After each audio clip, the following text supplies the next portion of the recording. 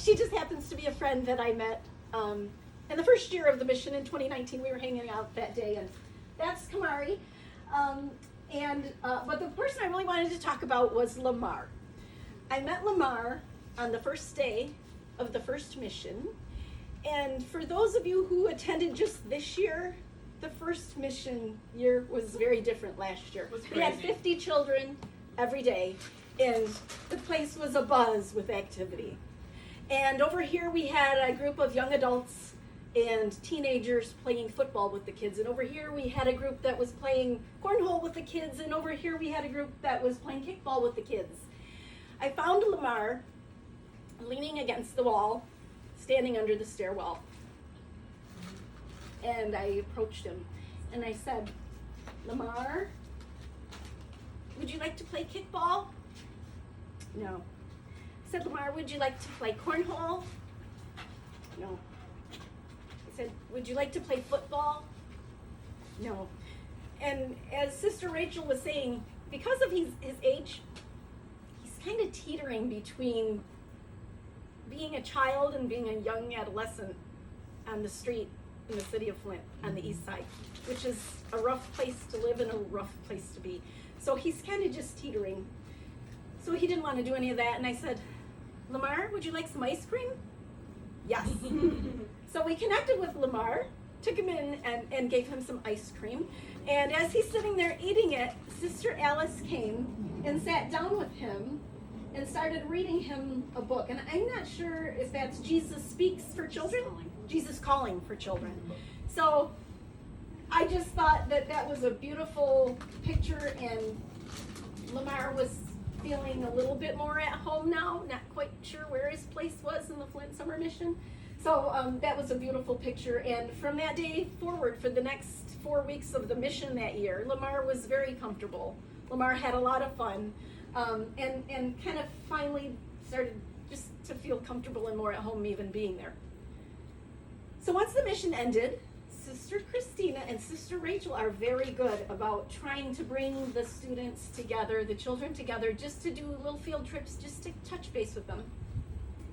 And so one of the things that we did in the early fall was we went to Formar Nature Preserve. And for those who don't know, it's just like what it sounds. It's a nature preserve with trails and ponds and picnic areas, and there's a tree house that was built there. And I don't know if any of you have ever heard of Animal Planet and Treehouse Masters.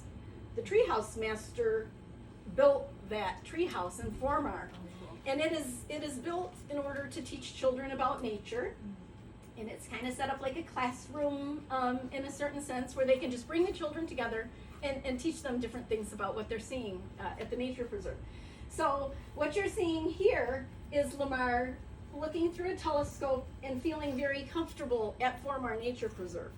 However, when Lamar showed up to ride to Formar Nature Preserve, we took him in a bus, he kind of showed up walking like the kid from the street, the kid that wanted to hang out with the older people, the kid that just still was trying to find his place between adolescence and teenage years on the streets in the city of Flint. But by the time we got him to Formar, and by the time we got him to feel more comfortable, he spent so much time looking through that microscope. I don't know what he was thinking, I don't know what he was feeling, but it was just so great to see him settle in and really feel comfortable about, again, being in Flint at St. Mary's with the people of St. Mary's with whom he knows he can just be Lamar. He doesn't have to be that kid from the street. He can just be the child that he is. And so that was Lamar, and that was kind of cool. And this is a picture of him right outside the tree house. And it almost looks like a senior picture to me. That could be Lamar's senior picture. It's such a beautiful picture of Lamar. And he's, again, just relaxed and having a good time with the people on the east side of at Formar. So then, obviously, fall became winter, and winter became spring, and then spring became COVID, as we all know. And so the Flint Summer Mission for 2020 looked nothing like the Flint Summer Mission for 2019. Instead of seeing all of the children all of the time for 4 weeks at Flint Summer Mission, we got to see the children one time. They each shared, they each came at different times, so they wouldn't have groups of 10 or 12 or more.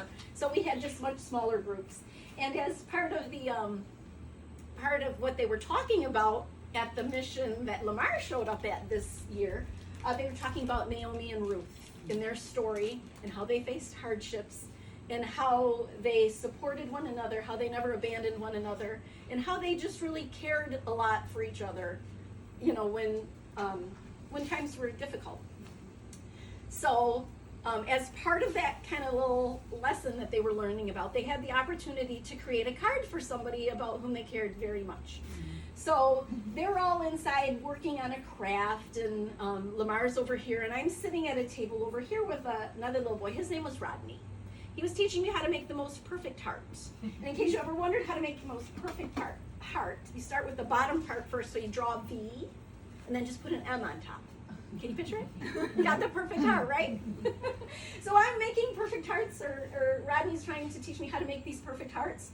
And I'm still looking over and kind of glancing at Lamar, and I'm just so pleased to see him. He was kind of really into this craft. He was really into making a card for somebody that he cared a lot about. So I thought, well, that was really cool. So we get ready, like Sister Rachel had said, we get ready to clean up. And everybody goes outside because they're going on to their next thing, and Lamar kind of walks up and he goes, oh. Kind of shy. And it's the just the little piece of paper that he had done that said, "Good morning, Mrs. Chris and Mrs. Rachel. Good morning, Mrs. Chris. You and Mrs. Rachel was the nicest people I met. I hope you and Mrs. Rachel have a great day. Love, Lamar." And that perfect little heart that Rodney was showing me, this is Lamar's heart, and it's perfect to me. Drew a little heart, wrote us a little letter, and I just have high hopes for Lamar that maybe if he can stick around long enough coming to the summer missions, that maybe someday he can be the guy that approaches the child under the stairwell, leaning against the wall, trying to figure it all out, you know, where he fits in. So thank the two of you for all that you do for the city of Flint, and especially I see every day, every week, because I'm involved with the women. Sister Christina invited me to be part of the women's group, so I see every day how the two of them live up to their name as the servants of God's love, and it's just beautiful. So thank you for all that you do. You're welcome.